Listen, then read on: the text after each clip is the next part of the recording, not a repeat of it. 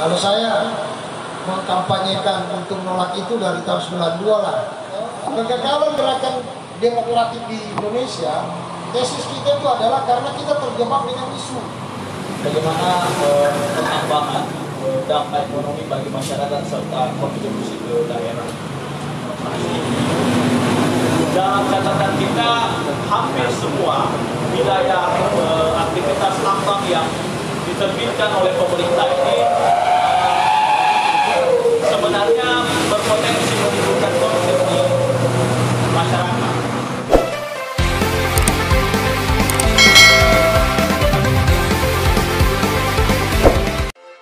Kita bukan bagian daripada irisan. Saya dipesan sama penginisiasi kegiatan mau membongkar komprador oligarki, itu nanti datang lah, ya kan? Kalau saya mengkampanyekan untuk menolak itu dari tahun 92 lah, sama YTM kan, dia masih Dinko. Susah, kontrak karya itu begitu mereka. Kekuatan civil society-nya kita untuk gerakan people power ini tidak terbangun untuk mengkonsolidasikan gerakan ekonomi sosial dan budaya ekosop itu ya. Secara ideologi ini sebenarnya persoalan tambang ini saya juga lagi menggagas juga nanti ke depan saya datangi dinas hutan provinsi karena kita dulu sama di Telapak itu komplok community logging sertifikasi kayu. Karena ada community mining, baru community logging, baru community fish. Saya bilang sama Pak Juli, kalau ini tidak diambil ya sudah terserah. Saya tidak mau masuk. Juli kita menangkan jadi gubernur. Tapi skema tentang buy natural resource people to people kalau tidak dijalankan ya goodbye. Ngapain? Kita bawa ke sana, kita bergabung karena konsep itu. Saya bukan teman-teman itu. Kita orang partai ya. Ya kan saya tidak campur itu haknya mereka. Saya barusan dari kantor gubernur tadi mendatangi juga mengumumkan soal ganti rugi keperdataan banyak itu ini karena tanah rakyat belum dibayar itu lokasinya. Nah saya mau mengkonsolidasikan kalau misalnya kita mau membangun judulnya itu sebenarnya adalah saya tidak mau terjebak dengan item-item tambang sawit ya apalagi korupsi HAM kegagalan gerakan demokratik di Indonesia. Tesis kita itu adalah karena kita terjebak dengan isu. Ya kan? Maaf saya tidak menyinggung kalau ada kelompok kanan ya. Isu yang itu dibawa eksklusivisme. Bukan solidaritas maaf. Buruh tani, kaum miskin kota itu mana konsolidasinya? Kan kekuatan demokratik kita itu tidak terbangun dengan satu organisasi yang apa namanya? Benar-benar punya negara harus hadir di situ untuk mempersepsikan bahwa cita-cita demokrasi itu adalah sesuatu yang harus dipenuhi dalam agenda reformasi. Kita jatuhkan Soeharto, ada tujuan kita mau jadi bagian dari komprador itu. Teman-temanku sudah di sana semua, ya kan? Tapi mau gimana? Untuk kita mau melakukan konsolidasi gerakan rakyat untuk mengisi agenda reformasi. Orang-orang itu kan pandai semua ngomongnya kalau soal ya kan saya berbagi juga. Api ngapain hadir juga, ya kan? Kan ini barang juga saya sudah bagi, saya sudah sumbang di desa, saya sudah sumbang. Akhirnya begini-begini ini muncul, tapi kita tidak mau mengkonsolidasikan kekuatan rakyat. Nah, macam Hardi ini kan, yang dia kirim sama saya, waktu saya penyerap pelantikan di RMC di Desa Pesona, sebenarnya dia harus hadir. Kalau dia paham ideologi saya tidak masuk ke isu tambangnya, saya rakyatnya. Kata rakyat itu adalah ideologinya subjek. Nah, nanti hutan rakyat, ya kan, tanah rakyat, ya kan. Jadi karena kita orang sekolah, orang yang belajar di kampus, kebetulan saya di Fakultas Hukum, ya kan, hukum itu mencerminkan apa dalam konstruksi keadilan? Rakyat, bukan undang-undang. Makanya saya bilang di Dongi-Dongi, saya bilang di Parigi, kalau ada polisi ke Eropa 20 ya, tolong foto siapa itu polisi. Yang bilang saya harus pengacara rakyat. Paling oknum itu. Silakan kalau mau kaya. Dunia ini sudah menjadi urusan individu. Kalau saya tidak mau kaya, saya sudah bilang, saya sudah minta sama Allah, saya jangan kasih kaya saya. Tapi kasih saya ilmu yang sudah, alhamdulillah saya sudah dapat ini. Karena teman-teman itu maunya kaya, banyak uang, mobil, sholatnya minta banyak, kasih sehat badan. Berani nggak? Mau nggak sumpah jangan mau kaya, saya bayar. Mau nggak? Takut kan? Karena apa? Ini perut ini tidak ada logikanya. Hati ini tidak ada ontologinya untuk kesadaran logikanya. Berpikir ini tidak ada teknologinya. Konstruksi apa yang kita mau bangun? Ini sekarang yang dirampok ini kan desa, ya kan? Saya 18 tahun lalu berdebat yang melakukan aktivis buruh karena saya aktivis petani. Saya bilang, berapa sih jumlah buruh kalau mau merencanakan revolusi? Revolusi masa takut disebutkan. Dulu juga kalau kita mau kampanye jatuhkan Soeharto nggak malu-malu kan? Masa revolusi lagi tahap kedua kita malu sampaikan? Nah kekuatan, saya bilang sama kawan-kawan aktivis buruh, konsolidasi pabrik. Sekarang siapa yang mau pilih ini? Ada 16.000, 12.000 buruh di sana. Saya diundang-undang mau ke sana oleh kawan-kawan organ, tidak ada juga. Tapi kalau baca IFB-nya kencang lah. Ya kan? Sama mau konsumsikan buruh di sana. Itu Zekolin itu. Cina di sana. Tapi tesis banyak kalau komentar. Maki Cina tolak apa? Ya apa konsolidasinya? Kalau saya praktek dalam tesis revolusi, ya kan? Saya datang teman-teman punya bacaan juga dari kelompok tertentu kan. Kalau saya misalnya, ya selesai lah Che Guevara, ya kan? Misalnya bisa ke Filipina, ya kan? Sama kawan-kawan sama TK Pulau, ya kan?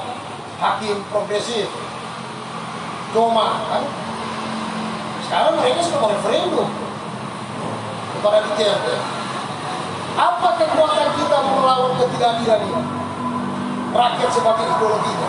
Desa. Kalau desa kita hanya mau turun ke desa, ketuk rumah orang. Kalau kita jadi tim suksesnya caleg, coba konsolidasi. Saya pada posisi itu, sekalipun saya tahu ini tidak akan memenangkan. Tapi saya tidak mau keliru dalam garis perjuangan. Ya karena belajar dari Tan Malaka, ya kan? Kita baca buku Tan Malaka.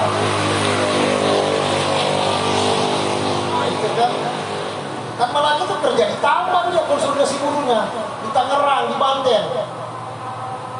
Jadi seperti begitu, konsolidasi soal apa?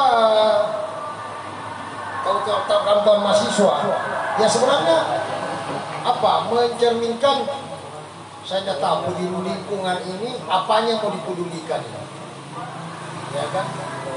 Kayu bersambut, ontologi kalimatnya dipeduli ini, aduh bagaimana ya? Kalau saya mau mengajak bagus, kita dulu ilegalologi. Sekarang saya lagi sebagian bilang illegal mining. 18 tahun berjuang baru pengakuan yang kelar. Karena saya tolak Taman Nasional. Kalau kita berdebat sama orang gerakan base ekologi, ansi, lingkungan, ya sudah. Dan lagi kita mau diskusi. Dulu maaf, saya dan sini kawan pecinta alam. Ya saya berbeda dengan kawan pecinta alam. Maaf kata soal demi-demi. Ya, irisan LSM juga begitu kan. Ada yang kelompok konservasi, tapi tidak bisa dilarang, silakan juga. Karena saya tidak mau menghamba secara ideologi kepada pohon. Saya kepada ideologi manusia kelas pekerja, manusia kelas tani. Ya kan? Saya tidak mau menyebutkan sesuatu yang sifatnya perlakuan orang kaya. Oke lah, di situ ada kesalahpahaman atau salah tindak pidana, pembuangan tiling atau apa, ya kan? Terus secara sistem, siapa yang mau menyediakan mereka jadi begitu? Siapa lagi? Bupati yang kamu pilih, gubernur yang kamu pilih, presiden yang kamu pilih, DPR yang kami pilih. Ya kan? Terus bagaimana jalan keluarnya? Kita mau melakukan apa? Ali Nurdin pada itu yang berusaha berhadapan terus sama dia. Ya kan? Sekarang dia jadi wakil ketua DPR. Saya bilang, mana perda tentang perlindungan proteksi terhadap sumber daya alam dalam tanda kutip lingkungan. Kalau saya diskusi debat lagi soal lingkungan. Lingkungan ini yang mana? Lingkungan manusia, lingkungan hutan, ya kan? Hasil kalau wali itu lebih mengacu kepada mana? Rio Janeiro kan? Perjanjian internasional, ya kan? Itu pun kalau diturunkan kita juga dulu waktu zaman saya di wali, tidak beda. Ada wali-walian yang suka bela panda, suka bela harimau, tarsius, ya kan? Ini Jatam saya juga deklaratornya sama Halid. Itu waktu isu Lingko dulu. Saya diundang ke Inuit, tapi saya pikir Anton sengaja pergi. Lingko, itu terus waktu isu hutan. Nah, di mana rakyat kalau mengelola kayu, mengelola tambang, yang diambil itu apanya? Mau hidup. Tapi kalau pengusaha, saya nggak tahu, itu pasti sesuatu tanda tanya. Saya ini sekarang mulai melihat di sekelilingnya orang-orang gubernur ini sudah mulai memandang saya sebagai apa? Karena saya katanya ini ngapain ada operasi tambang, hasil pekerjaan. Saya juga dapat perhatian minus dari pengusaha-pengusaha tambang besar itu. Tapi alhamdulillah Pak Gub tetap masih pro sama, bahkan dia menjadi pembinanya. Tapi saya juga mengatakan bahwa kemudian tambang ini suka dan tidak suka, rakyat harus dilibatkan, negara harus hadir di sini. Rakyat harus tampil terdepan. Kita ambil contoh ya, tentang peduli lingkungan. Kalau 20 hektar sawah, 20 hektar sawah yang di atas bawah 10 tahun, saya mau tanya sama kawan-kawan, dia tanpa pestisida, bisa nggak tumbuh padi sekarang? Maksudnya jawab apa di bawah saja, sini. Katanya masih subur kan? Tanpa pestisida, tumbuh tidak padi? Tidak akan tumbuh. Dia di atas 10 tahun. Harus pakai pestisida kan? Airnya lari kemana? Tanahnya. Itu 20 tahun. Ada berapa luasan sawah di perkabupaten?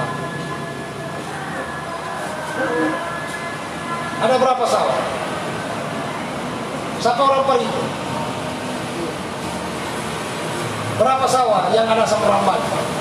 Orang Bali itu penganut pestisida. Kalau pilih desa-desanya itu promosi tentang pupuk itu, di tiang-tiang pohon kan? Dan penyalurnya saya tahu semua. Saya aktivis petani di KPA. Berapa pestisida? Kenapa tidak disoroti sebagai limbah? Bahan racun. Ada 1.000-2.000 hektar lahan di Toiri mempekerjakan berapa orang? Dan berapa tuan tahu?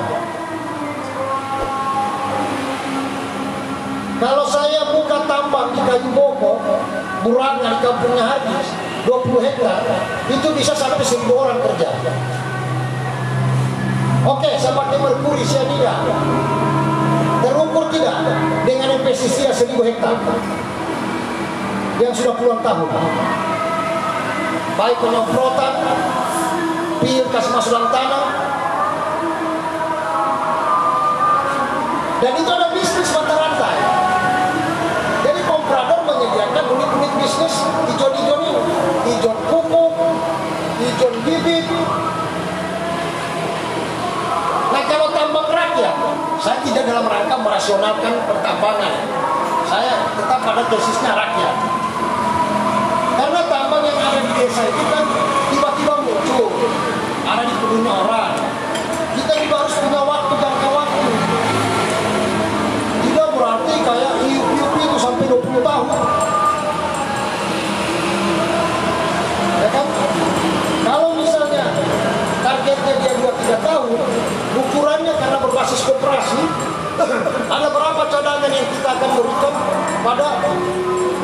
ekonomi berdampak kepada keuntungan emas. Kita hitung kemarin, lagi yang satu habis ada ke tempatmu lagi habis pertemuan seluruh kepala desa, ya kan? Tidak semua kan desa menambah. Nah, cukuplah satu desa yang akan menghidupkan desa-desa yang ada di situ, misalnya peternakan, ya kan, perikanan. Jadi kita lebih menciptakan opportunity-nya, peluang pergerakan hadir rakyat sini dan negara memfasilitasi. Itu yang saya bilang sama penguasa di daerah ini. Tapi kalau tidak disetujui, ya saya urus saja, tidak apa-apa. Tetap juga di warung kopi saya, rokok saya juga lengkap. Tiap hari juga, tiap bulan saya beli buku. Ya kan, saya bukan dari teman-teman saya yang tadinya berbaju kaos Che Guevara, sekarang sudah pakai kemeja, gagah-gagah, berjangkis-jangkis, ya kan, sepatu lancip itu kan. Saya kalau mau panjang cerita ini bos, sudah umur 53 saya. Satu yang saya sesali, biasa bilang sama teman-teman yang mirip-mirip saya juga, saya bilang, satu saya sesali dalam saya kepalui, salah bergaul, salah berteman, ya itu. Ya termasuk di LSM, saya salah bergaul di LSM, saya pemusik, saya sama Israel suka main musik. Terserah dua orang bilang saya orang bertulis, saya orang kota, memang saya punya lingkungan, karena saya anak Palu, saya anak Buminiu. Hanya karena membaca buku kan, bikin kelompok studi, jatuh cinta dengan Che Guevara, jatuh cinta dengan Jose Maresiso, jatuh cinta dengan Sohibdi. Jadi begini sudah modelnya. Nah, ketemu dengan teman-teman, ternyata teman-teman ini cuma segan kita yang bikin. Dia mau jadi kale, masuk di dalam, Rio lalu berjuang sampai dia apa dia juga. Dia mau jadi apa? Dia tidak ada. Lama saya sesali. Kan Allah bilang ya sama seluruh kau, kalau punya mau juga begitu. Salah bergaul, makanya kamu hati-hati. Teruji paling berat itu ketika Anda kawin, punya anak. Tidak ada, cerita mati. Contoh saja saya tanya, harus melapor kan? Saya lagi bikin kerja. Bukan hanya istri, anak. Dikurangi. Tapi kalau saya tidak ikuti tanya acara sini, apalagi dibilang ketua pelaksana, ya kan? Idealisme itu harus ada yang dikorbankan dan ada harus mengorbankan. Itu yang harus kalian rebut. Kalau sudah kalian jalani itu, perjuangan ini kan bukan menang kalah bos. Perjuangan ini proses. Yakin saja. Kalau bicara menang kalah, kita muslim semua di sini kan. Rasulullah berapa kali perang? Cuma 3 kali menangnya. Mangkat juga Rasulullah masih banyak penjahat yang lain, ya, korupsi kan? Tidak ada. Cerita Nabi hijrah itu kan ketahuan, tapi kan tidak mau. Yang mau bergabung. Nah, parahnya lagi kita berkelompok-kelompok. Nah, kalau kelompok-kelompok ya susah. Tidak bisa bikin apa-apa.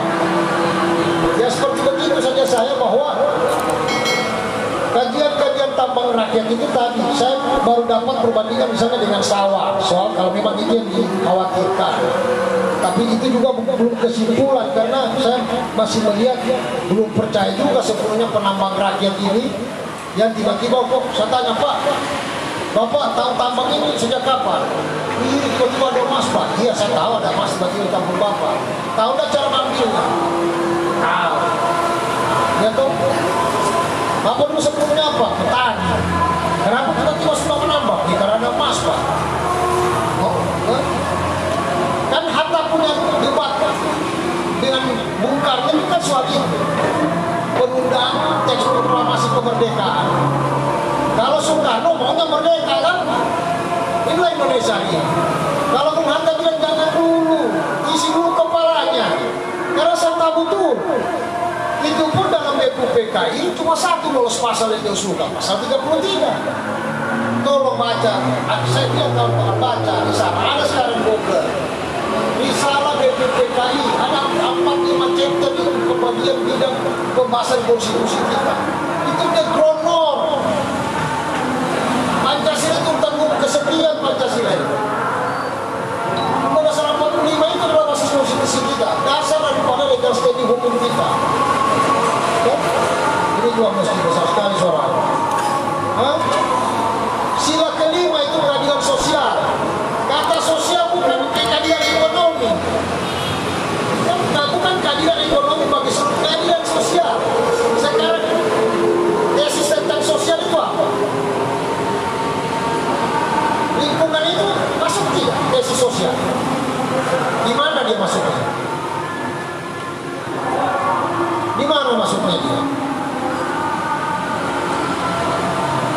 Banyak teori menjelaskan kan.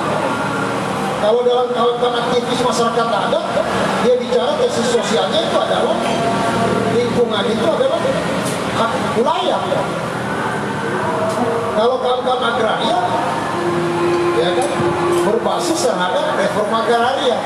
Nah, itu perdebatan macam-macam lagi. Kalau KPA murni dan reform, kalau Eva Tora, kalau saya lain Engrep.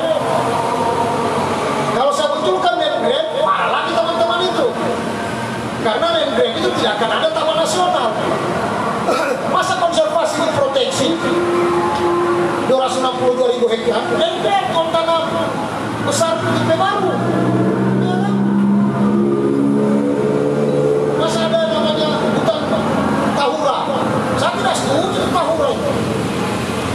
Saya tidak setuju itu taman nasional untuk Kepulauan Togian. Karena basisnya adalah koloni. Itu kan sejarah konservasi dari Yellowstone. Jadi artinya semua konsep keadilan, saya sebut kampanye bisa keadilan sosial, keadilan ekologi sosial, itu jelas arahnya. Ekologi bagi siapa? Bagi rakyat bekerja dengan petani yang hidup di desa itu. Keadilan ekologi sosial bagi siapa? Bagi negara, bayar pajak dia. Keadilan ekologi sosial bagi siapa? Tidak mungkin bagi pengusaha. Karena bukan keadilan ekologi bagi pemodal. Saya tidak tersusun, tidak rapi saya punya argumentasi ini, penjelasan. Tapi mungkin dengan APRI, ke depan juga bulan depan saya bikin nanti asosiasi hutan rakyat, lewat konsep komplot, baru asosiasi konsep nelayan community views. Jadi basisnya adalah koperasi, sosialisme marga, pasal 33. Nah, jadi tadi soal dia mau akan bekerja atau tidak, yang penting berjalan idenya, dan rakyat sudah akan terbiasa dengan unit-unit perekonomiannya. Yang selama ini, coba lihat, kalau di desa ada bumdesnya Bapak, tinggal nama, bumdes tidak berjalan. Yang diributkan itu kalau pemilihan kepala desa. Nah, ketahuan pas skema kirim siap itu dijalankan, dia pikir itu langsung tiba-tiba ambil tambang itu, nggak bisa.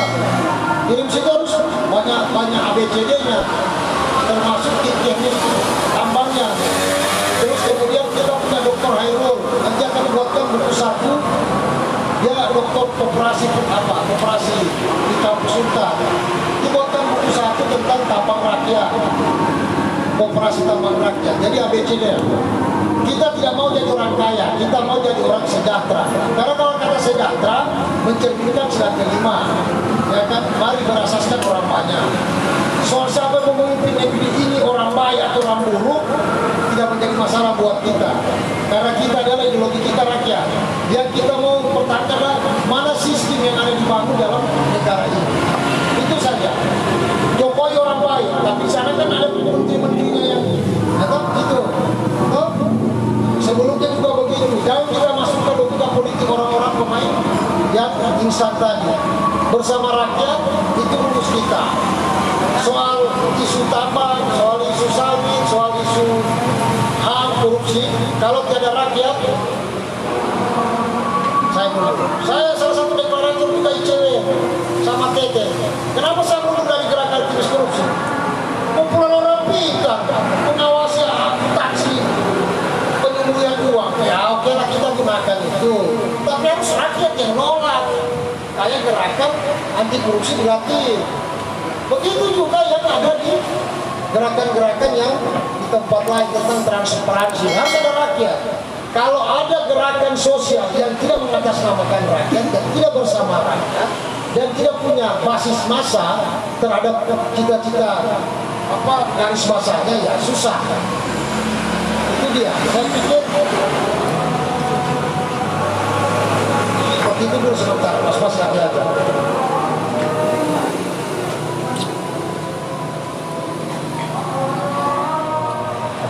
Sedikit pemaparan dari narasumber kita pada sore hari ini.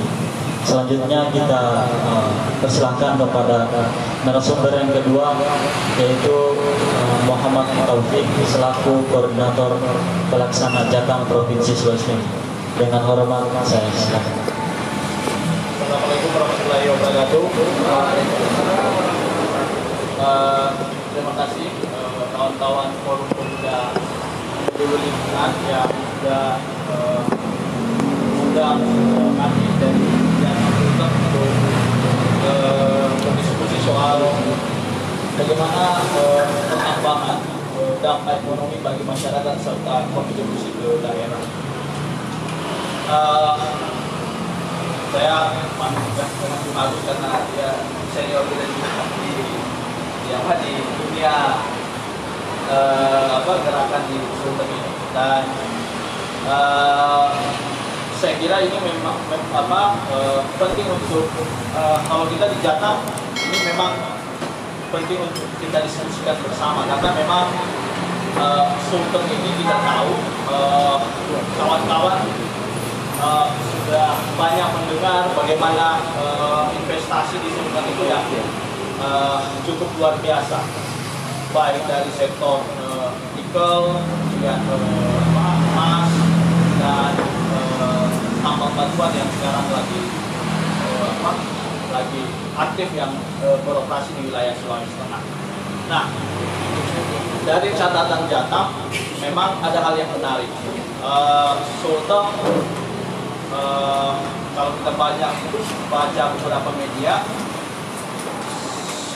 masuk dalam 10 kategori provinsi termiskin, tingkat kemiskinan di Indonesia, kemudian juga di beberapa data yang dirilis oleh pemerintah pusat menjadi salah satu wilayah yang di masa pandemi, ketika daerah lain mengalami krisis pertumbuhan ekonominya, Sulteng di 2020 malah melampaui pertumbuhan ekonomi di nasional. Nah, kalau kita cross check secara mendalam, ini punya pengaruh terkait dengan investasi tambang yang sedang yang sedang ada di Sulteng. Dan itu sebenarnya apa yang dijelaskan berbanding terbalik dengan fakta yang bisa kita lihat di Sulawesi Tengah. Di Sulteng ini kalau kita mau cross-check secara mendalam bagaimana aktivitas tambang itu, khususnya aktivitas tambang perusahaan tambang yang akan beroperasi, dalam catatan kita hampir semua wilayah aktivitas tambang yang diterbitkan oleh pemerintah ini sebenarnya berpotensi menimbulkan konflik di masyarakat. Kenapa? Izin usaha pertambangan yang diterbitkan perusahaan tambang, kalau kita overlay di peta, salah satu contohnya itu ada di wilayah di wilayah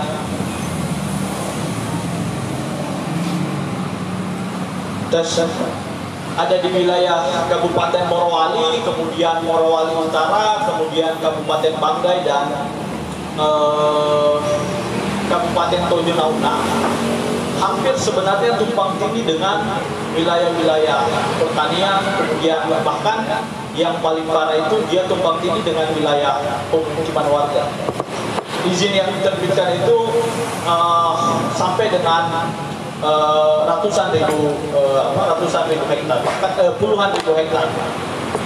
Itu yang diterbitkan, dan itu sebenarnya berpotensi konflik, dan juga ini yang berpotensi berdampak pada proses perekonomian warga di pedesaan. Ketika itu diterbitkan, secara otomatis izin-izin ini berpotensi menggusur wilayah-wilayah tersebut.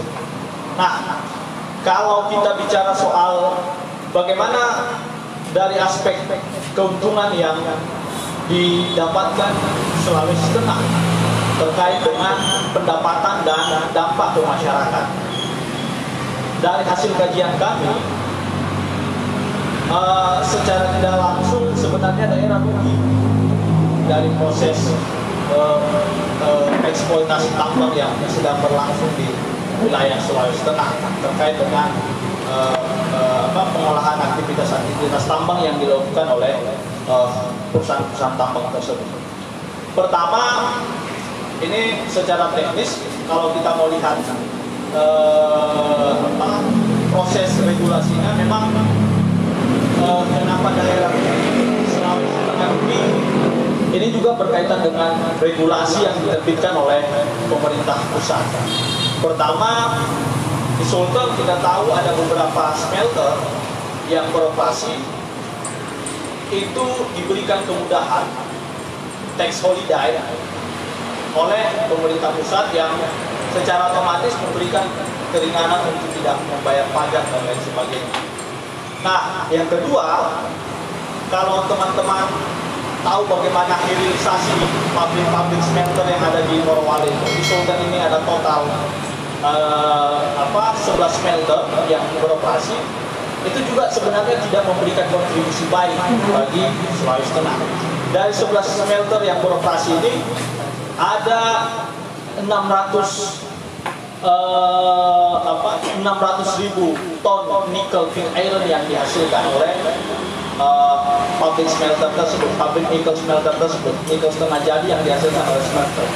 Nah, kalau dikalkulasikan keuntungan yang didapatkan dari proses itu totalnya mencapai 200 triliun.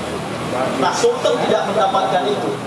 Kenapa? Karena kebijakan itu semua diambil alih oleh pemerintah pusat, termasuk pengolahan nikel. Kenapa? Ada regulasi yang menyebutkan di salah satu peraturan Menteri Keuangan tentang biaya masuk untuk barang ekspor, salah satunya adalah nikel. Nikel itu dibebaskan biaya ketika dia di bawah kadar 1,7. Dia bebas biaya keluar ketika dia setelah diolah, dia bebas biaya keluar. Nah, yang bisa dikenakan biaya masuk oleh regulasi kita itu hanya kadar nikel yang 1,7.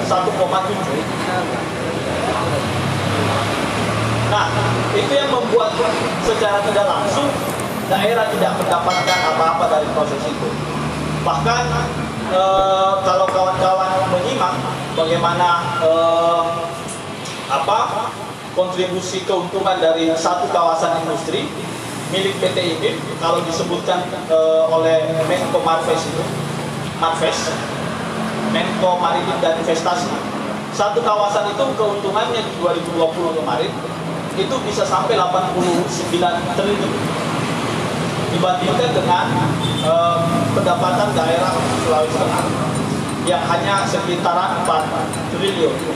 Nah, yang kedua, target mereka itu di tahun 2021 itu bisa sampai 124 triliun pendapatan dari satu kawasan itu.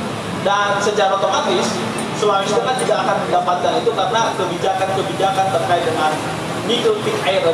Nickel pig iron ini nikel yang di bawah kadar 1,7 yang dimurnikan di setengah jadi, kemudian itu dibawa keluar, itu bebas biaya ekspor.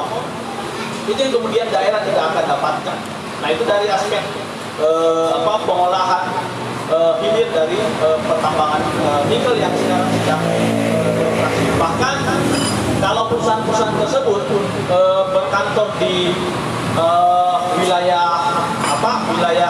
kantornya ada di nasional, kita tidak mendapatkan pajak pertambahan nilai dari pekerja yang masuk.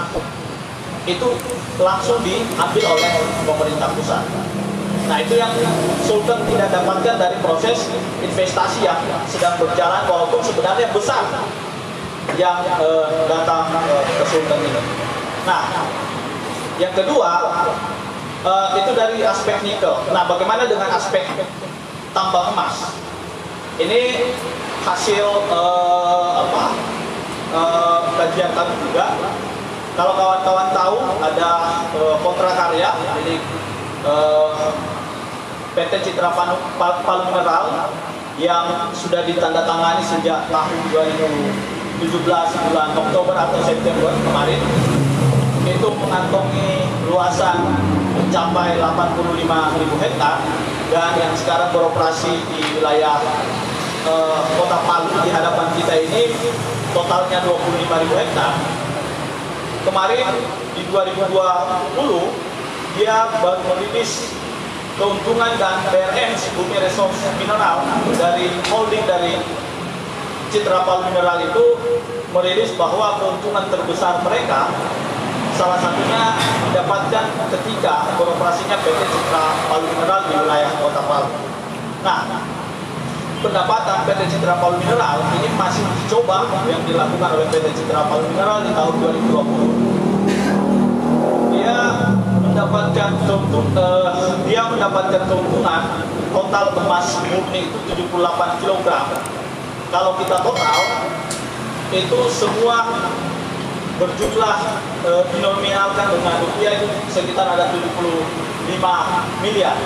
Nah, secara tidak langsung memang itu tidak langsung masuk ke pemerintah daerah Sulawesi Tengah karena sifatnya dia prakarya, itu langsung masuk ke pemerintah pusat. Nah, bagaimana aktivitas di tengah pertumbuhan ekonomi yang digaung-gaungkan di tengah krisis, kemudian keuntungan triliunan rupiah dengan dampak yang dialami oleh masyarakat itu sendiri. Di satu sisi daerah hanya mendapatkan dana bagi hasil dari sumber daya alam itu hanya sekitar 500 miliar lebih dari semua aktivitas investasi baik tambang maupun sawit itu hanya mendapat 500 miliar pengolahan sumber daya alam kita. Nah, bagaimana proses dampak yang sebenarnya ditimbulkan oleh masyarakat sekitar, khususnya masyarakat yang berada di wilayah lingkar tambang.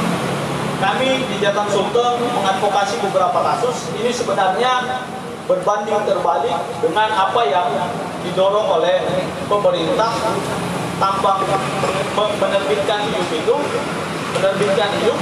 itu akan meningkatkan perekonomian warga. Ini bagi kami berbanding terbalik dengan fakta di lapangan. Kenapa? Ada beberapa tempat yang kita advokasi. Salah satunya adalah wilayah Kabupaten Banggai, kemudian Morowali Utara, kemudian Kabupaten Morowali. Di Kabupaten Banggai ada salah satu desa yang namanya Desa Pongian. Masyarakat setiap harinya itu harus merasakan bagaimana sumber air mereka dari Sungai Pongian itu harus tercemar lumpur limbah tambang yang beroperasi di wilayah itu. Nah, bagaimana terkait dengan proses pelibatan masyarakat ketika perusahaan tambang itu beroperasi? Masyarakat tidak tahu, mereka nanti tahu bahwa ada aktivitas tambang itu beroperasi ketika ada pencemaran, kemudian tidak pernah dilakukan sosialisasi oleh pihak perusahaan. Nah, sekarang ini mereka memperjuangkan bagaimana sumber air bersih mereka dan itu kembali pulih seperti sedia kala. Terkait dengan proses yang di perusahaan tambang itu ada namanya PPKM, Program Pengelolaan Masyarakat. Di tempat itu hampir tidak pernah terjadi apa yang dimaksud dengan PPKM, program pemberdayaan masyarakat.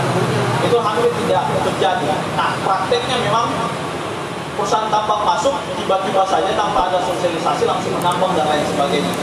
Dan yang kedua, di wilayah Kabupaten Morowali di tahun 2019 tiba-tiba tanah warga yang punya sertifikat itu dicaplok oleh perusahaan tambang. Nah, dicaplok dengan alasan bahwa ini adalah wilayah kawasan hutan dan lain sebagainya. Nah, ini yang membuat juga sebenarnya kondisi di wilayah masyarakat tingkat tambang itu terancam kehilangan sumber-sumber pertanian mereka, termasuk para petani yang hidup di wilayah lingkar tambang tersebut, hidup sebagai petani yang tiba-tiba lahannya itu dicaplok dengan alasan ini diterbitkan IUP, dengan alasan ini masuk ke wilayah kawasan hutan, padahal lahan fakta yang terjadi. Dan yang paling tragis di wilayah Kabupaten Morowali Utara itu masyarakat harus jadi pengungsi di daerahnya sendiri karena masyarakat wilayah Dusun Lampur itu berdampingan langsung hanya berjarak 100 meter dengan aktivitas pabrik smelter yang setiap hari harus merasakan dampak polusi dari pabrik tersebut berupa bau yang sangat menyengat, kemudian dampak fly ash dan bottom ash PLTU yang digunakan untuk mengoperasikan pabrik tersebut. Nah, itu yang menjadi soal di kita. Jadi secara tidak langsung proses penerbitan izin yang sebenarnya kami anggap tidak pernah melibatkan masyarakat, itu tiba-tiba masyarakat kaget. Wilayah pertanian mereka, wilayah pemukiman mereka itu sudah dicaplok oleh izin usaha pertambangan. Contoh yang Bung Agus deklarasikan kemarin di wilayah Kecamatan Kasimban, itu ada izin satu perusahaan tambang emas 15.000 hektar mengkampling 3 kecamatan termasuk Kecamatan Kasimban 13.000 hektar tanpa sepengetahuan masyarakat. Tiba-tiba ada izin 15.000 hektar turun di wilayah tersebut. Nah, yang paling fatal ketika kita memeriksa secara detail bagaimana proses pengolahan lingkungannya, kami menduga ada proses copy paste dalam dokumen-dokumen yang dijelaskan dalam amdalnya. Kenapa kami mengindikasikan menemukan ada beberapa wilayah setelah kita konfirmasi ke kawan-kawan di Kecamatan Kasimban, itu tidak ada kampung itu di wilayah tersebut, tapi kampung itu ada di wilayah NTB atau di Maluku kalau saya tidak salah. Nah, itu yang terjadi dalam proses-proses fakta yang terjadi terkait dengan dampak yang dirasakan masyarakat secara tidak langsung dari aktivitas pertambangan tersebut. Nah, yang paling fatal lagi adalah bagi kita ketika semua regulasi ini semua dilimpahkan ke pusat. Karena di undang-undang sebelumnya, di Undang-Undang Nomor 4 Tahun 2009 tentang pertambangan mineral dan batu bara itu, regulasi penetapan izin usaha pertambangan, pencabutan dan lain sebagainya itu masih di wilayah kabupaten kota. Nah, berlangsung kemudian dalam perubahan undang-undang tentang pemerintahan daerah nomor 23 tahun 2014 kalau saya tidak keliru, itu dia melimpahkan semua pemberian kewenangan perizinan aktivitas pertambangan itu ke pemerintah provinsi. Nah, sehingga sebenarnya kalau dia di wilayah kabupaten kota dan provinsi, bisa jadi dalam proses advokasi tentang usaha, melakukan pencemaran lingkungan, merusak dan lain sebagainya, itu bisa langsung direspon dengan cepat. Dalam proses itu bisa dilakukan pencabutan oleh gubernur dan gubernur dan pemerintah kabupaten kota. Nah, yang paling fatal saat ini adalah ketika kebijakan itu semua dilimpahkan ke pemerintah pusat. Pemerintah pusat mengambil alih semua kewenangan baik pemberian maupun pencabutan di wilayah pemerintahan. Itu yang membuat gap kita cukup jauh ketika melakukan advokasi, ketika mendorong bahwa wilayah-wilayah ini tidak boleh lagi diterbitkan izin tambang karena ini ancaman bagi masyarakat masyarakat yang ketika perusahaan tambang tersebut beroperasi, dampak dan lain sebagainya itu akan dirasakan masyarakat secara langsung. Nah, itu sudah tidak berlaku lagi karena kebijakan yang diberikan oleh pemerintah daerah itu semua sudah tersentralisasi di pemerintah pusat. Nah, memang sebenarnya dugaan kita ini adalah bagian dari proses bagaimana wilayah kalau kita sering menyebutnya adalah bagian dari barter politik ketika pemerintah rezim Jokowi Maruf ini terpilih. Kenapa? Di beberapa tempat banyak regulasi yang memang kalau kita cek secara tidak langsung, ada beberapa laporan yang dikeluarkan oleh teman-teman di nasional, itu memang punya keterkaitan secara tidak langsung. Dia punya konflik kepentingan. Di sisi lain dia adalah pejabat negara, di sisi lain dia juga bagian dari pengurus perusahaan-perusahaan tambang tersebut. Nah, salah satu regulasi yang menurut kita ini punya keterkaitan dengan barter politik di pemilihan 2019, itu bisa kita lihat di dalam perubahan Undang-Undang Cipta Kerja yang baru disahkan di 2020, seperti yang dibilang Bung Agus tadi. Ada pasal ada klaster Undang-Undang Minerba yang dijelaskan di situ, memberikan keuntungan kepada pengusaha tambang batubara ini, diberikan royalti 0% kepada mereka ketika mereka berkomitmen membangun semacam hilirisasi pemurnian batubara.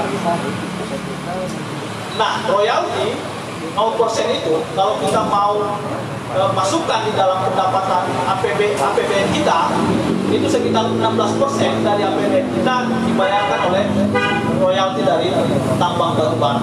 Nah, itu dihilangkan oleh Undang-Undang Cipta Kerja, kemudian di Undang-Undang Minerba. Ini yang paling yang kita sesalkan, bahwa ada satu kewenangan di pasal 154 itu yang menyebutkan bahwa pejabat yang memberikan izin yang tidak sesuai dengan kewenangannya itu adalah bagian dari tindak pidana. Nah, pasal itu ketika regulasi ini ditarik ke pemerintah pusat, pasal itu dihapus oleh Undang-Undang Nomor 3 Tahun 2020 di pemerintah pusat. Nah, sehingga memang kita sering bilang bahwa semua regulasi yang terjadi, baik dari perubahan Undang-Undang Minerba yang digenjot di tengah pandemi, bahkan yang seharusnya yang kita fokuskan itu bukan perubahan regulasi Undang-Undang Minerba, yang kita fokuskan adalah mengurus pandemi. Di bulan Mei undang-undang itu disahkan oleh pemerintah pusat. Nah, kalau kita cek secara mendetail, ini punya keterkaitan dengan yang kita sering disebut dengan oligarki oligarki tambang di Indonesia. Nah, itu yang berkaitan dengan baik regulasi, kemudian pendapatan yang sebenarnya secara tidak langsung kita mau bilang Sulteng ini sebagai daerah penghasil memiliki kekayaan sumber daya alam yang besar, hampir tidak mendapatkan apa-apa.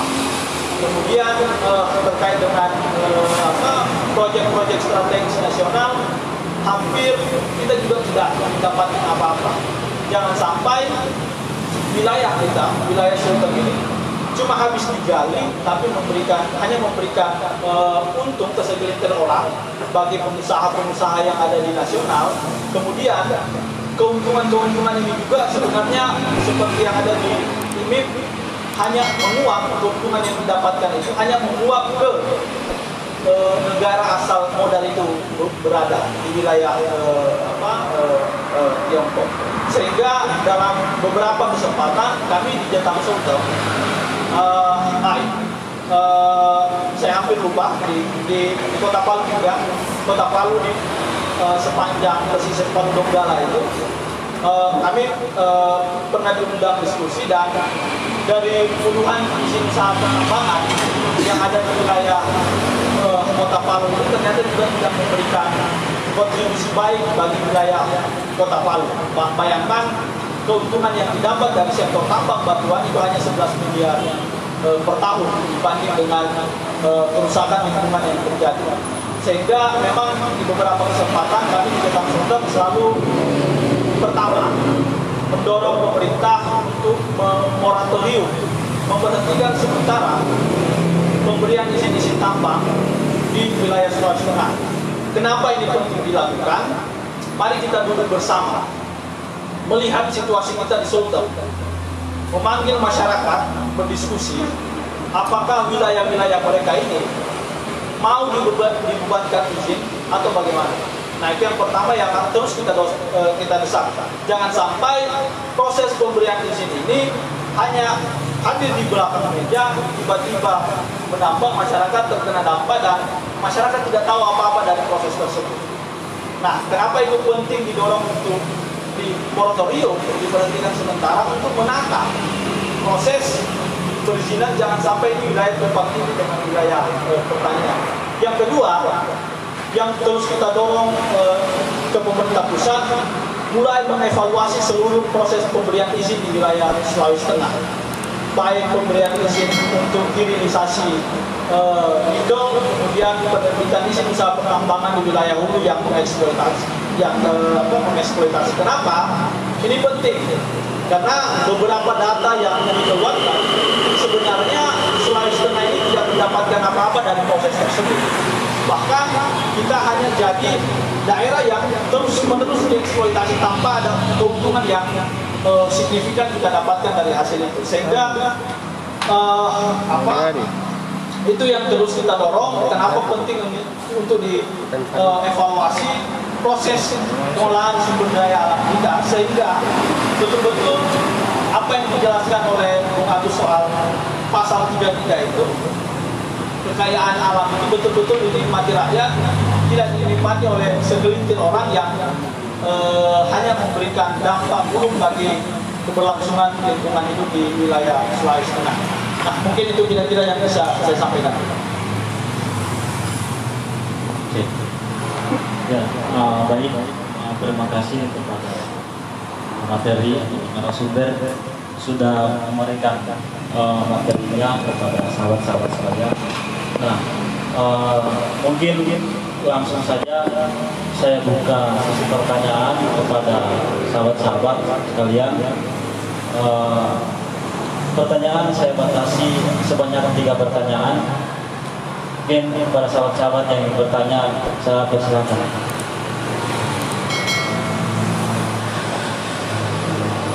Ya.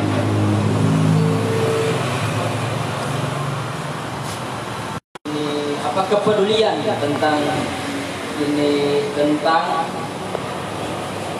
dampak lingkungan yang dihasilkan oleh pertambangan, sudah dipaparkan tadi tentang persoalan ini dari dampak pertambangan itu sendiri. Ada pertanyaan saya karena teman saya yang dari Buntang pernah mengatakan bahwa di kampungnya itu ada perusahaan di Buntang.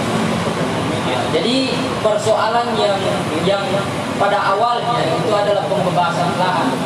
Nah, bayangkan di sini ini perusahaan membeli ini lahan itu dengan nilai yang tinggi. Nah, ini jadi persoalan sehingga masyarakat di situ kan tertarik untuk menjual lahannya. Padahal ada hal-hal yang seharusnya dipikirkan di belakangnya. Nah, ini yang menjadi mungkin dari sosialisasi yang kurang masif dari kita yang kemudian ini ada yang saudara saya yang dibunta itu karena sampai sekarang belum ini mendapatkan hak itu, sedangkan perusahaan memiliki kewajiban untuk menanggung itu.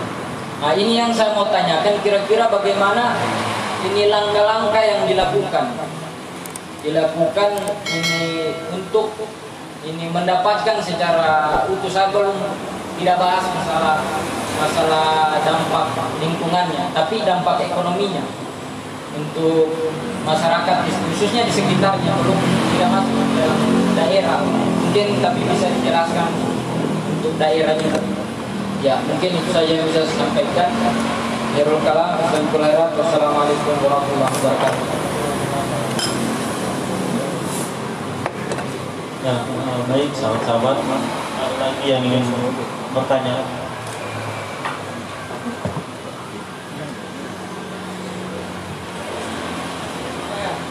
Ya.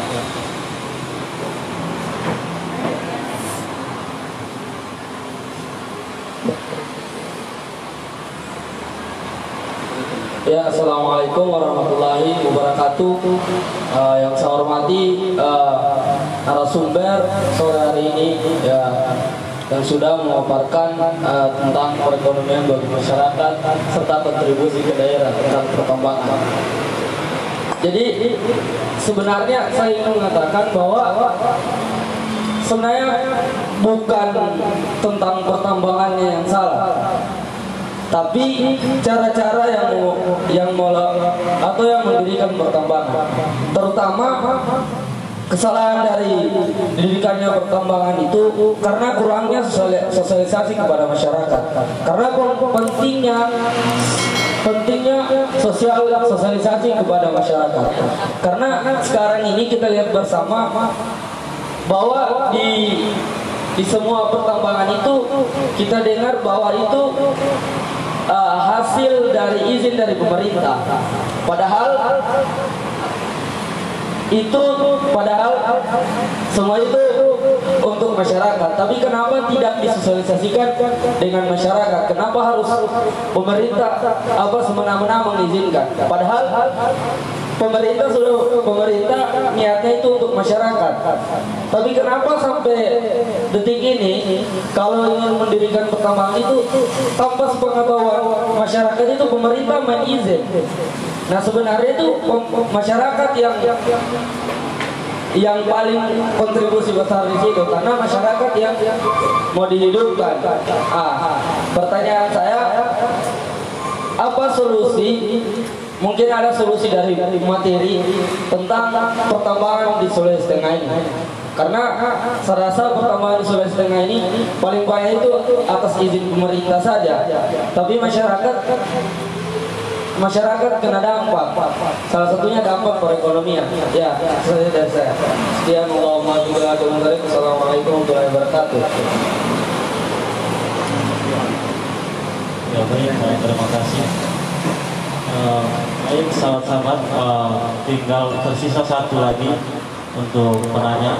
Kepada sahabat-sahabat yang bertanya, saya persilakan.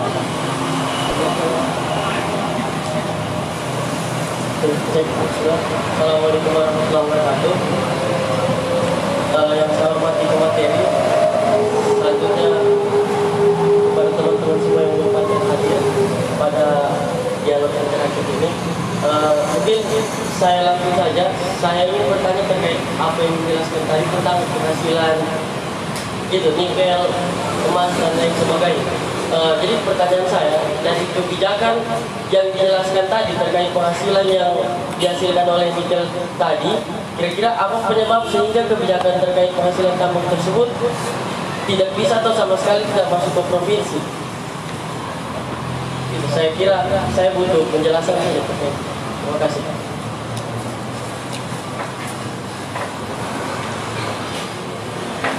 Ya, baiklah.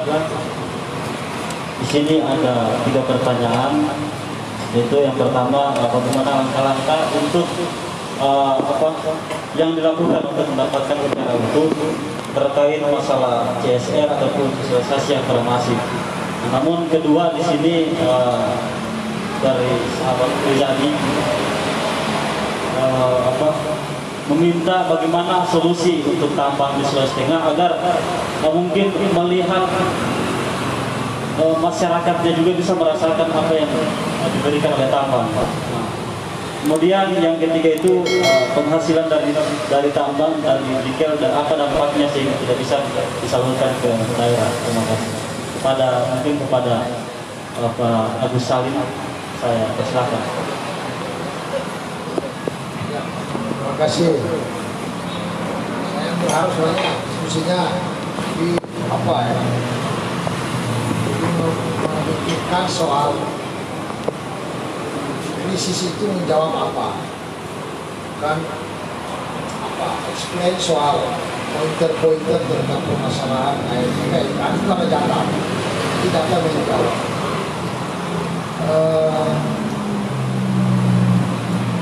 Indonesia itu sejarahnya itu adalah negara yang kaya sumber daya. Kehadiran VOC itu adalah kehadiran eksploitasi.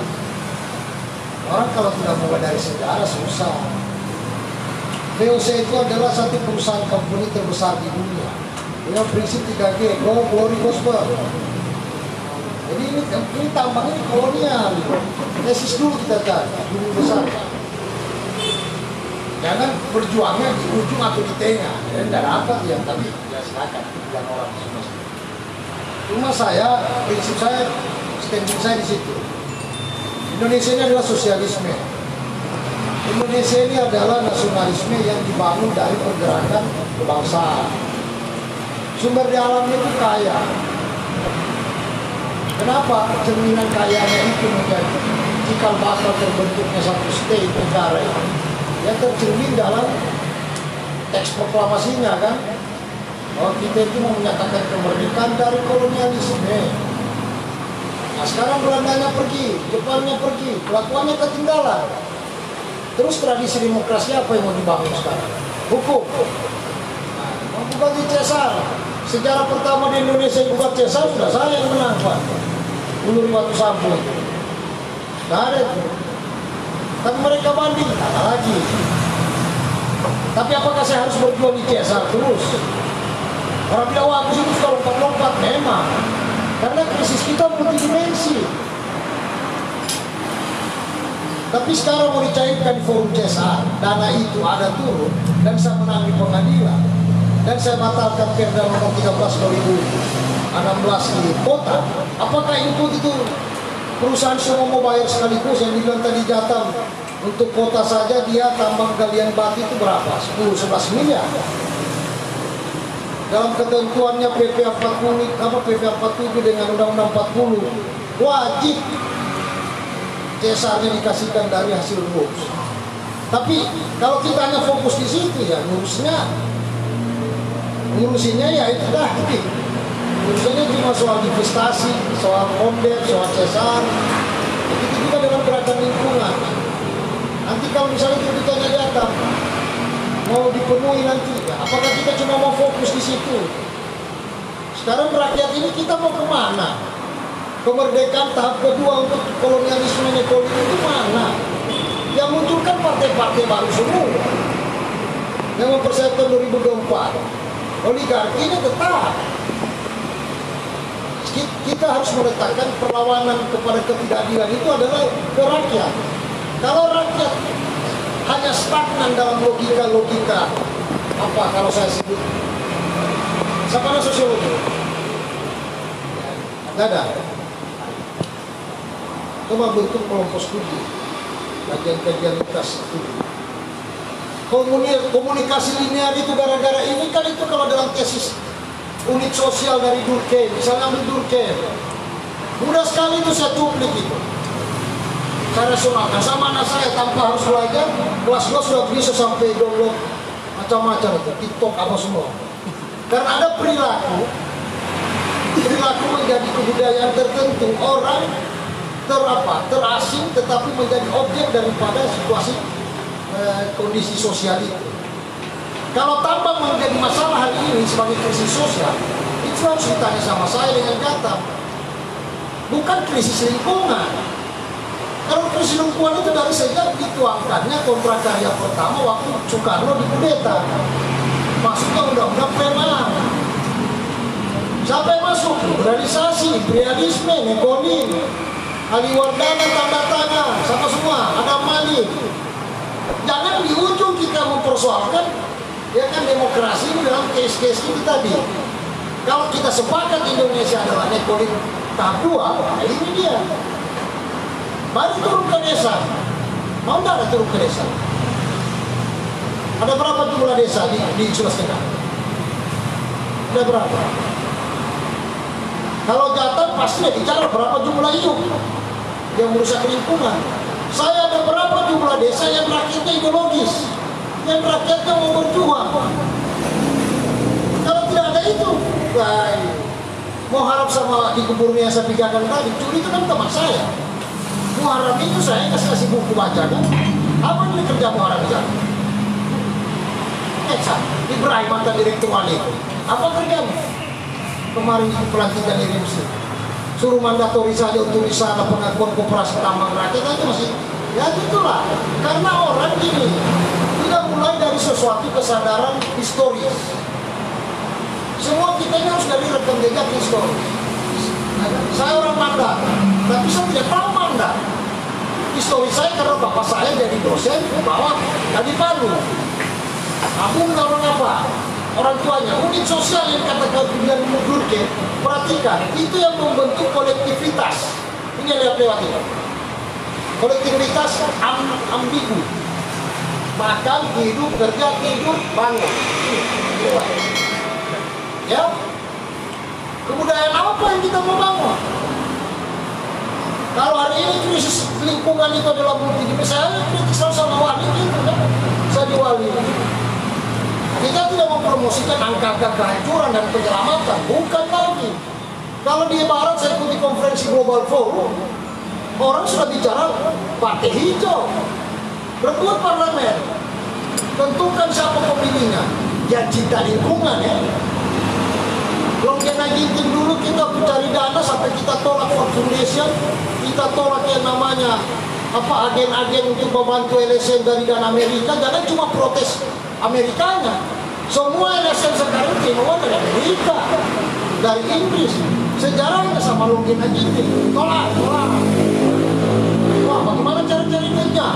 Kita fundraising, kita pergi ke Eropa, keliling, kasih putar filmnya itu orang hutan yang terbakar pohon. Nangis anak-anak itu kan. Pak, uang sekolah saya di apa? Gak usah lagi dikasih sumbang untuk di Indonesia itu. Kasihan itu orang hutan. Dapat juga duit. Tapi ketika dapat, turun ke jaringan, di jaringan beda-beda ini LSM ini kan. Karena dia berbadan hukum, ada dia punya akta notaris, ada dia punya bos. Oh, saya urusannya gambut bos, saya urusannya hutan bos, saya urusannya tambang bos, saya urusannya anti korupsi bos. Sudah kayak kantor-kantor itu. Makanya saya bilang, replikasi negara hari ini itu ada di gerakan juga. Kan saya bilang sama kawan-kawan lawyer, saya bilang, negara ini negara surat-surat. Yang bedakan itu adalah kod suratnya. Mau perhatikan dari sini, perhatikan bajunya.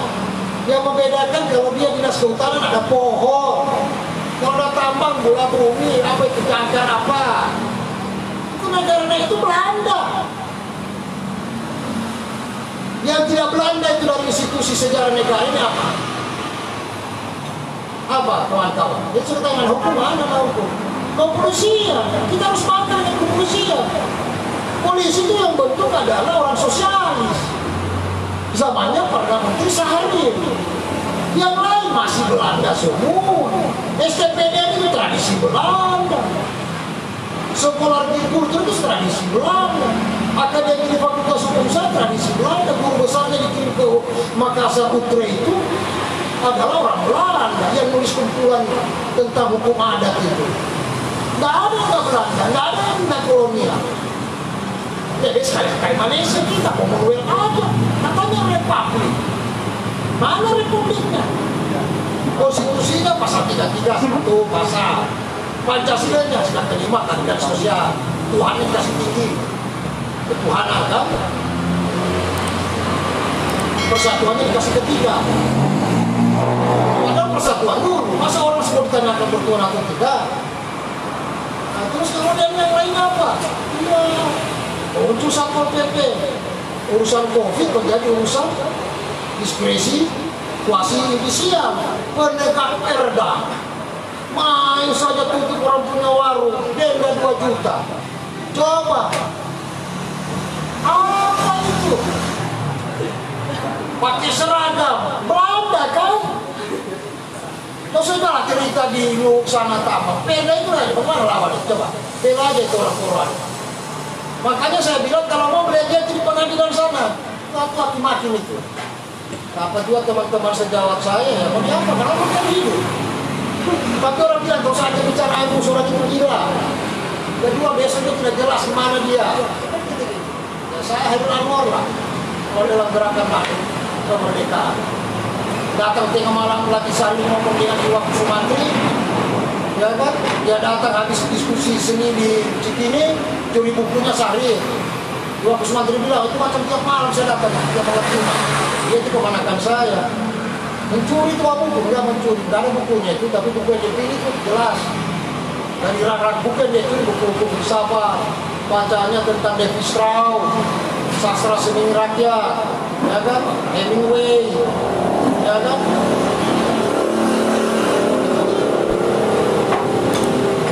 Kalau misalnya kawan-kawan memulai sesuatu yang macam Jatam sampaikan tadi, konsolidasi turun ke kamu.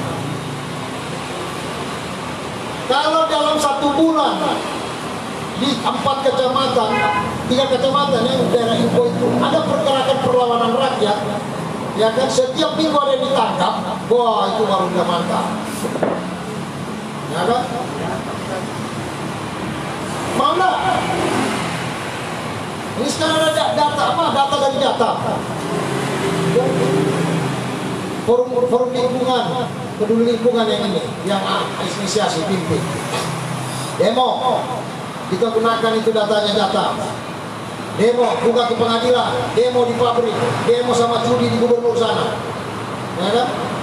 Karena kalau hanya pada tataran ide, tanpa sebuah dasein dasone, tanpa sebuah aplikasi realitasnya kita tidak goyang, ya macam begini diskusi saja gitu.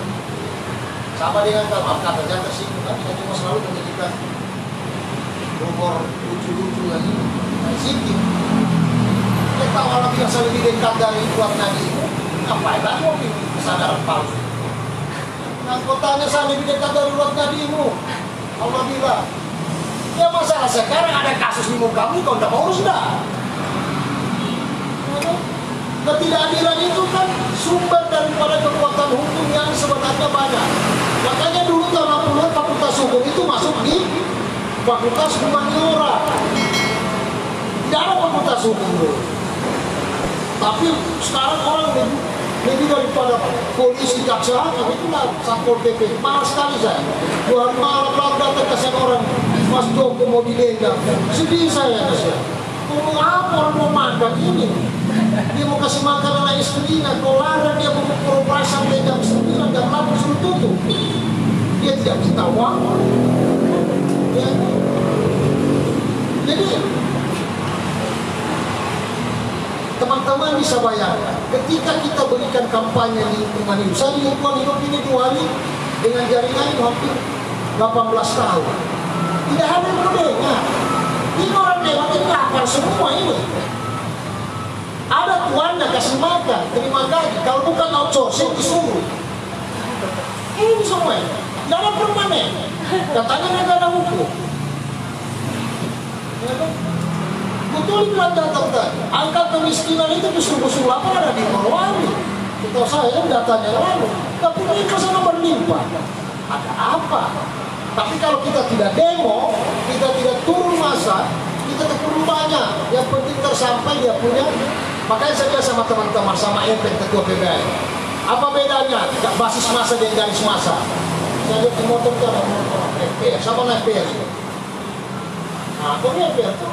Ormas Demnas kan? Apa beda garis masa dan basis masa?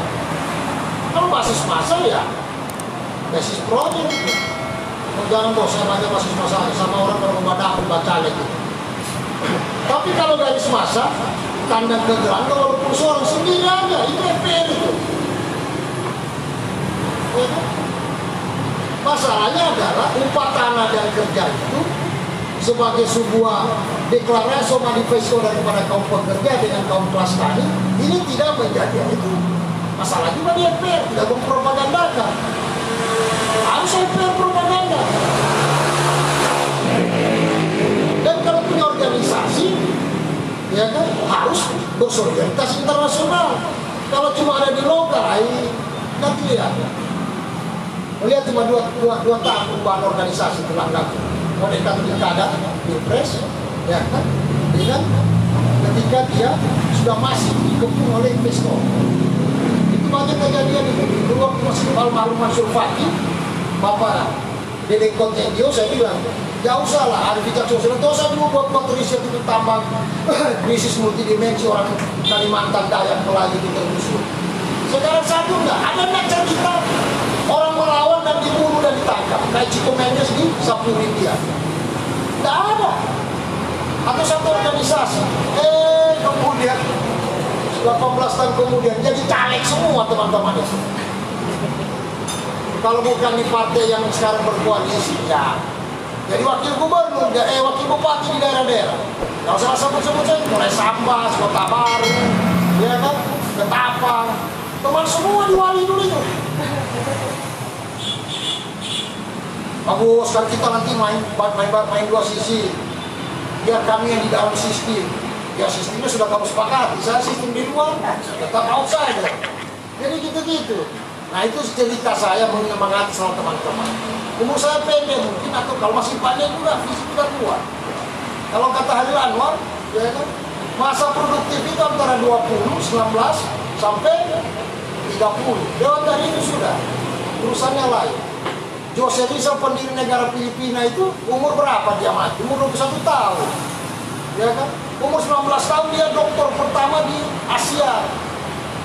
Orang pertama, tahun 1847.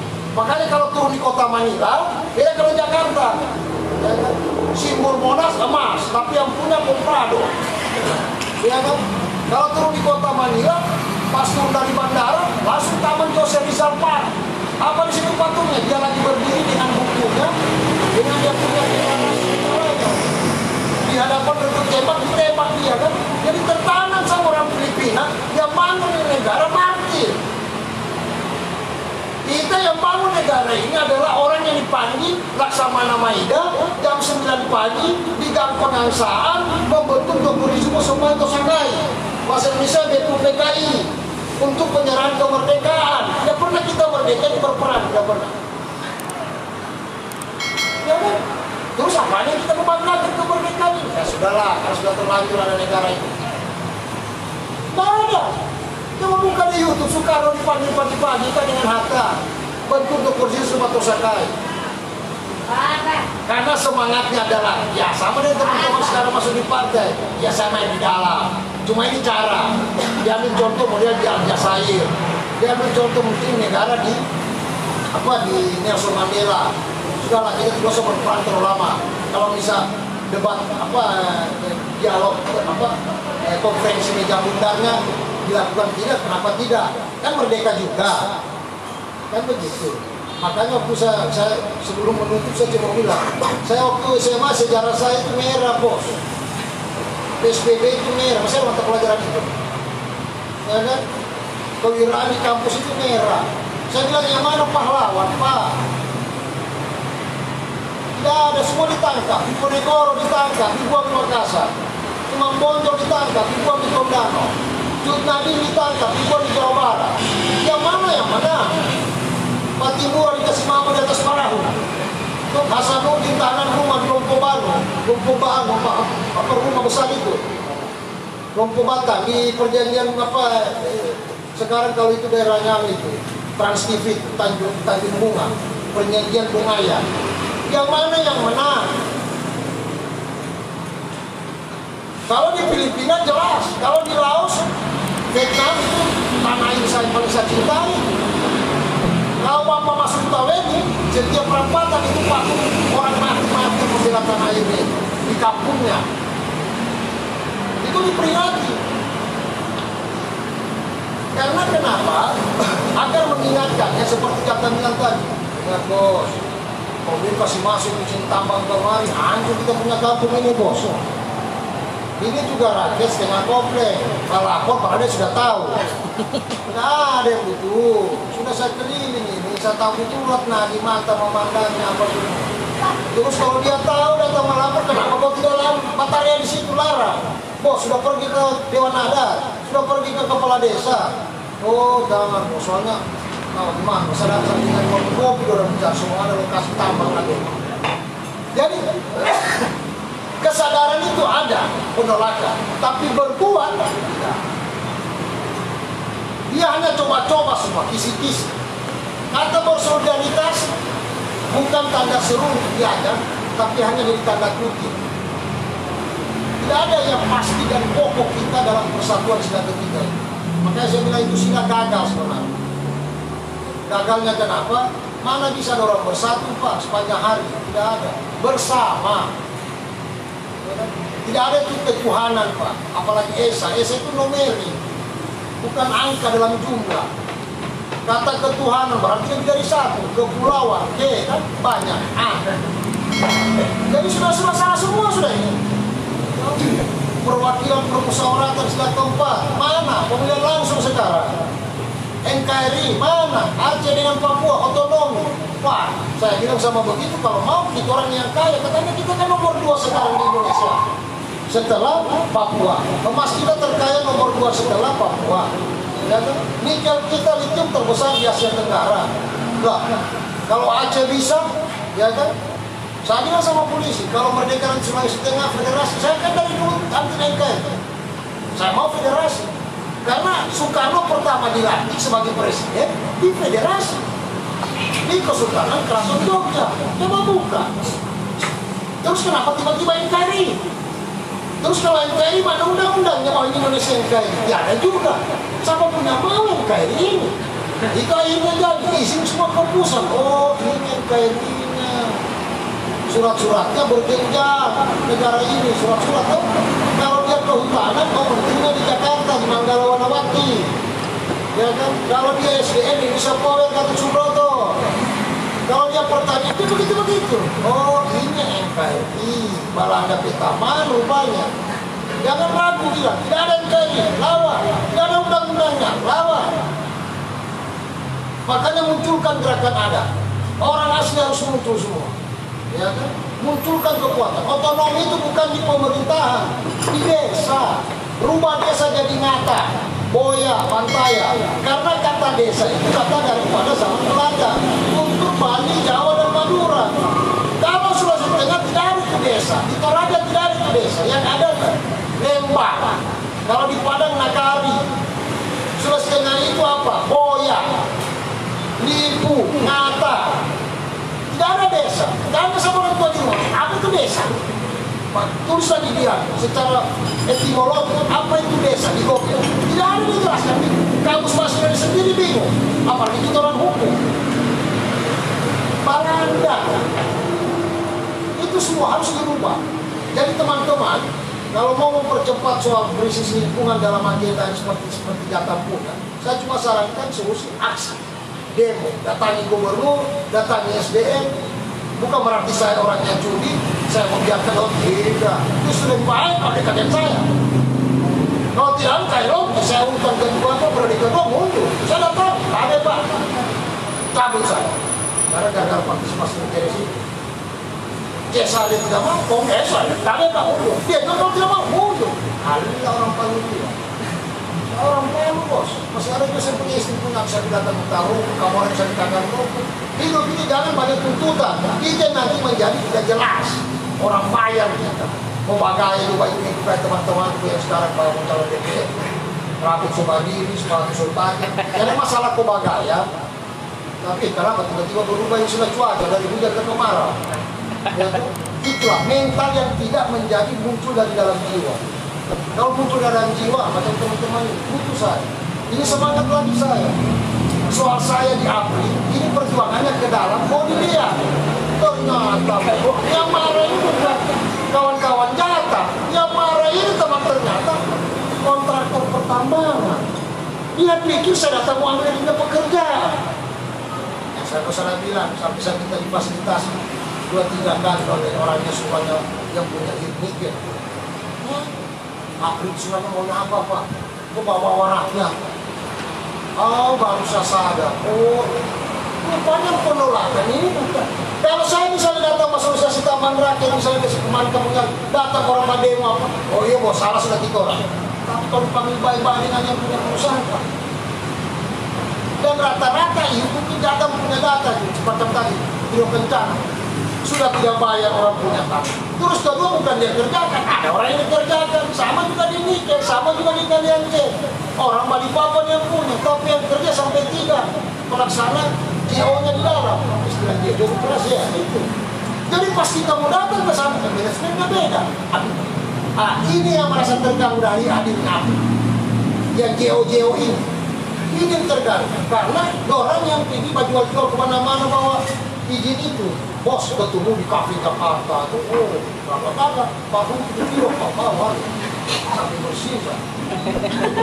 Pas mau bicara, rupanya orang ketiga dari Sumba Petang. Tapi bagus, alhamdulillah saya dapat dia tinggal. Begini rupanya malaikat suruh sama setan ini. Oke, begitu dulu sebentar.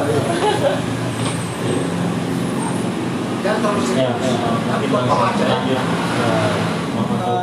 Terkait dengan pertanyaan yang pertama, di Bunta itu ada dua, Koninis Pajarminal dengan aneka tambang di Indonesia terakhirnya. Nah, memang itu yang menjadi kompleks permasalahannya. Pertama, saya mendapat informasi tanah itu ada beberapa tempat yang sebenarnya tidak sesuai dengan realita penjualan tanah. Ada yang 3.000 seperti kampung saja dijual per meter, tanah yang dibeli oleh perusahaan tambang. Bahkan yang paling fatal itu konflik sesama masyarakat itu besar potensinya, karena di dalam satu tanah itu bisa diterbitkan 3 SKPT di wilayah tersebut. Nah, terkait dengan CSR, nah ini yang menjadi soal juga di dalam regulasi kita baik secara nasional maupun daerah. Pertama, di nasional itu memang diatur di dalam Undang-Undang 40 tahun 2007 soal perseroan terbatas. Itu ada pasal tertentu, kemudian ada peraturan menteri, peraturan pelaksananya. Tapi tidak dijelaskan secara detail berapa sih keuntungan yang harus diberikan oleh perusahaan kepada dikeluarkan oleh perusahaan dari CSR. Itu dikembalikan ke internal perusahaan karena mekanismenya dia dalam proses RUPS, rapat pemegang saham. Jadi rapat pemegang saham ini menghitung keuntungan yang dia keluarkan itu seadanya yang dia keluarkan. Jadi tidak ada secara regulasi, tidak ada regulasi secara nasional. Seumpama keuntungannya 100 juta, dikeluarkan dia 20%, dikeluarkan dia 30% untuk proses CSR itu. Nah, seperti yang dibilang Bung Agus tadi, memang karena kita hampir tidak berdaya, kita tidak pernah disampaikan, disosialisasikan. Ya, jalan satu-satunya untuk menarik itu ya aksi massa. Itu yang paling penting, mendorong itu, mengorganisir kawan-kawan di bawah itu, menuntut haknya apa yang seharusnya diberikan oleh perusahaan. Karena selama tidak ada gerakan itu, perusahaan akan seenaknya. Kuncinya itu sebenarnya memang aksi massa yang terus didorong. Nah,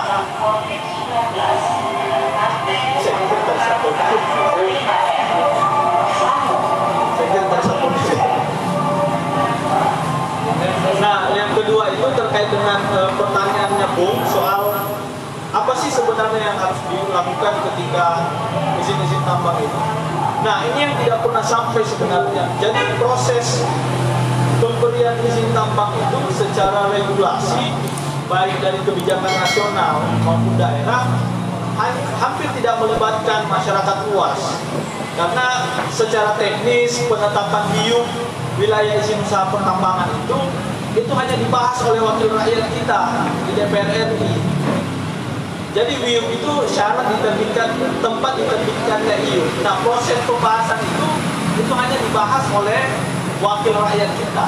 Nah, dalam beberapa hasil temuan kawan-kawan dirilis para wakil rakyat kita ini di parlemen yang total jumlahnya 500 orang itu 40%-nya pebisnis, bahkan pebisnis tambang. Nah, itu yang memang secara tidak langsung memang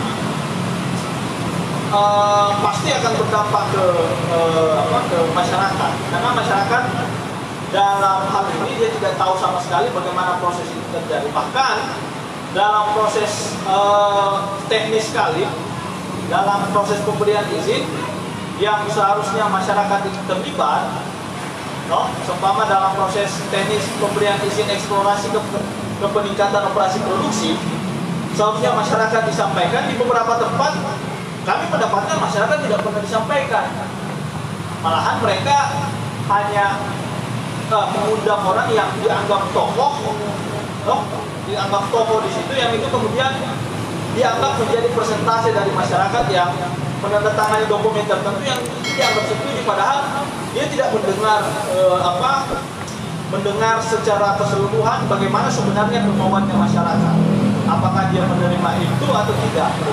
Nah, itu yang menjadi problem kita, sehingga memang penting, itu yang sering saya sebut di Jakarta secara organisasi terus mendorong bahwa dalam proses perizinan begini masyarakat harus penting dilibatkan, karena masyarakat yang berdaulat. Ditanya masyarakat apakah dia sepakat dengan pemberian izin yang dilakukan oleh pemerintah atau bagaimana. Nah, itu hal yang paling penting untuk dilakukan. Nah, terkait dengan pertanyaan Bung yang ketiga tadi soal kenapa Sulawesi Tengah di tengah sumber daya alam sektor tambang yang besar, keuntungan mencapai triliunan rupiah hanya satu kawasan, salah satunya di IMIP, itu kita bahkan target pemerintah daerah 2020 itu 1,7 triliun daerah yang Sulawesi Tengah, kemudian pemerintah Kabupaten Morowali itu 2,2 triliun tidak terrealisasi, karena memang secara regulasi ini semua kebijakan diambil oleh pemerintah pusat. Pertama, ada yang mengatur soal pemberian izin usaha industri lewat peraturan pemerintah nomor 20 tahun 18. Pemberian izin industri itu diambil alih oleh Kementerian Pusat, Kementerian Industri. Nah, yang kedua terkait dengan ada permennya SDM, Permen SDM yang mengatur soal izin usaha pertambangan khusus terkait dengan izin-izin hilirisasi dan lain sebagainya, kontrak karya, itu semua diambil oleh pemerintah pusat. Nah, secara otomatis keuntungan yang ada di situ itu langsung diambil oleh pemerintah pusat. Nah, yang kedua terkait dengan bea masuk dan lain sebagainya, itu semua diambil oleh pemerintah pusat. Nah, daerah tidak mendapatkan apa-apa, dia hanya mendapatkan yang disebut dengan dana bagi hasil. Nah, itu yang menjadi problem kita di Sulteng.